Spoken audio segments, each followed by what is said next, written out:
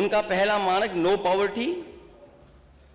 28 राज्यों की सूची में उत्तर प्रदेश नीचे से चौथे नंबर पर है। जीरो हंगर, भूखमरी समाप्त करने में 28 राज्यों की सूची में उत्तर प्रदेश 5वें नंबर पर है। गुड हेल्थ एंड वेलबींग में 28 राज्यों की सूची में नीचे से दूसरे नंबर पे है। क्वालिटी एजुकेशन 28 राज्यों की सूची में उत्तर प्रदेश 18वें नंबर पर है। 2023-24 का बजट दिशाहीन बजट है, जिसमें न वर्तमान की समस्याओं को सुलझाव है, न भविष्य का रास्ता।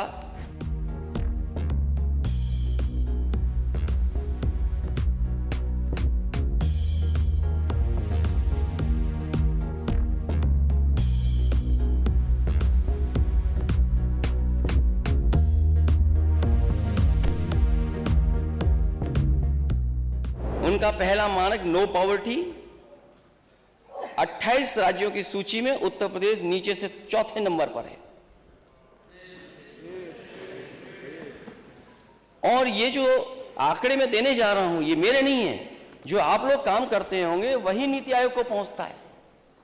जीरो हंगर, भूखमरी समाप्त करने में 28 राज्यों की सूची में उत्तर प्रदेश 5वें नंबर पर है।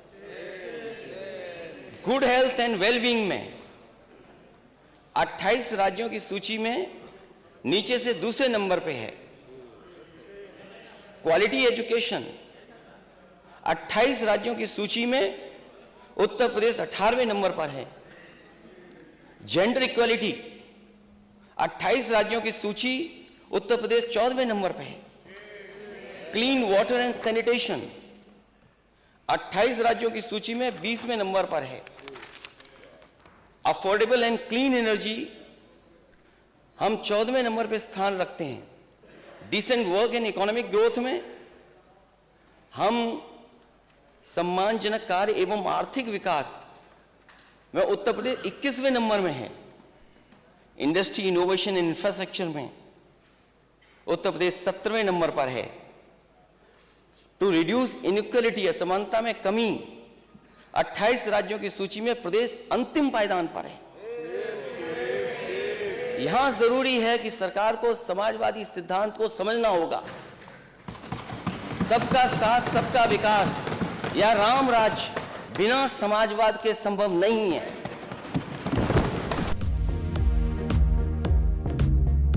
आप कहते हैं कि अनएम्प्लॉयमेंट रेट 4.2%, ये एम्प्लॉयमेंट का डेटा नहीं हो सकता, रोजगार का और नौकरी का डेटा नहीं हो सकता अनएम्प्लॉयमेंट।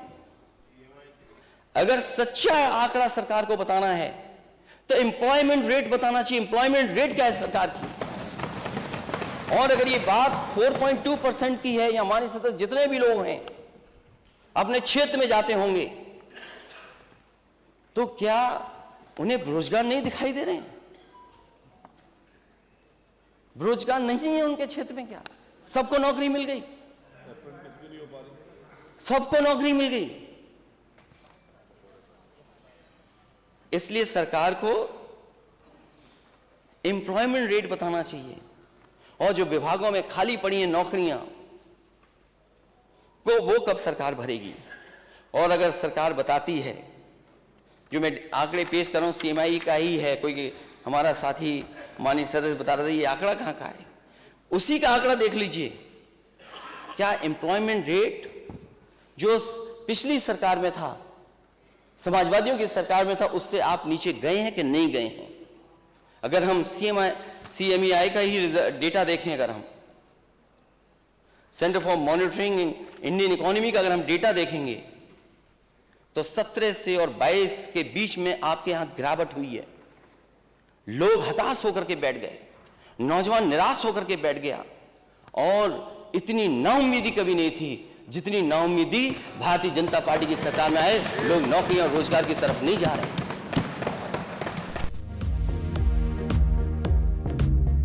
हम विपक्ष की तरफ से अध्यक्ष महोदय, सरकार से मेरा पहला प्रश्न यही है कि जिस रफ्तार से उत्तर प्रदेश की ग्रोथ है,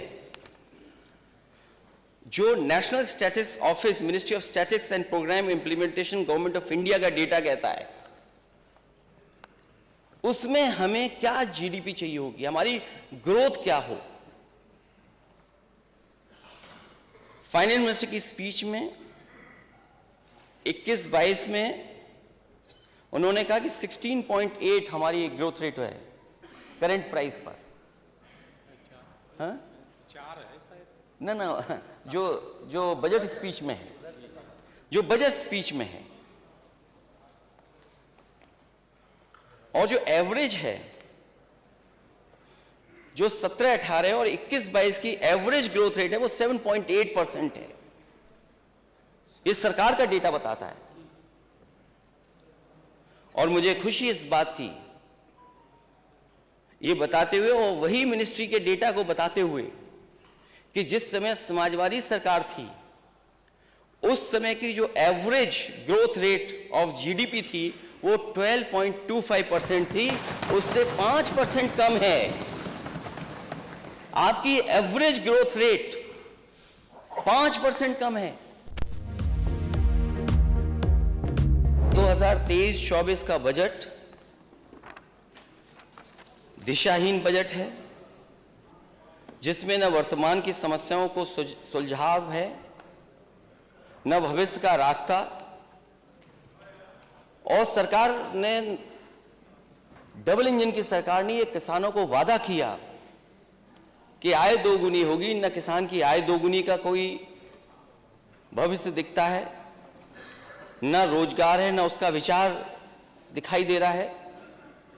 और इससे जो सपना दिखाया जा रहा है पूरे देश को और खासकर उत्तर प्रदेश की जनता को कि $1 ट्रिलियन की इकोनॉमी बनेगी, ये सरकार अगर $1 ट्रिलियन इकोनॉमी की सपना देख रही है तो सरकार को नीति आयोग का जो सतत विकास लक्ष्य 2020-21 की रिपोर्ट है और यूपी कहां स्टैंड करता है वो जरूर देखना चाहिए। और तब अध्यक्ष महोदय जरूर देखना चाहिए कि एक बार दिन रात चला करके विधानसभा ये साबित करने की कोशिश की कि जो यूएन के गोल्स हैं, सस्टेनेबल गोल्स, उन पे उत्तर प्रदेश की सरकार काम करेगी और दिल्ली की सरकार सहयोग करेगी। अगर उस समय सरकार ने जो दिन रात जगा करके माननीय सदस्यों को इसी सदन में बहस की थी, अगर सही मायने में उन चीजों पर काम किया होता और अपने बजट को खर्च किया होता, विभागों को बजट दिया गया होता, तो नीति आयोग को ऐसा नहीं कहना पड़ता। इससे पहले जो इन्वेस्टमेंट मीट हुई थी जिसमें लगभग 4 लाख करोड़ से ज्यादा के एमओयू साइन हुए, अध्यक्ष महोदय देश के सब उद्योगपति वो आए जो दूसरी इन्वेस्टमेंट मीट में आए, लेकिन अध्यक्ष महोदय एक भारतीय जनता पार्टी के मित्र उद्योगपति नहीं आए।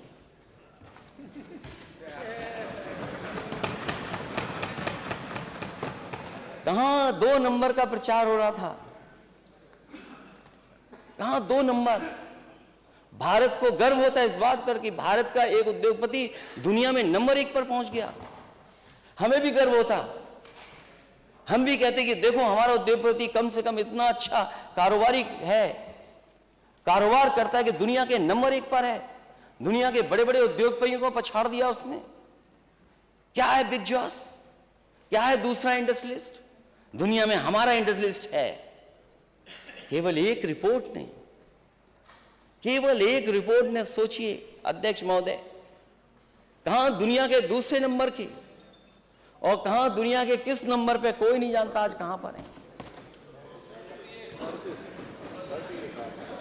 अध्यक्ष महोदय, मित्र की पहचान तो तभी होती है जब बुरा वक्त आता है। क्या बीजेपी ने अपने मित्र को छोड़ दिया?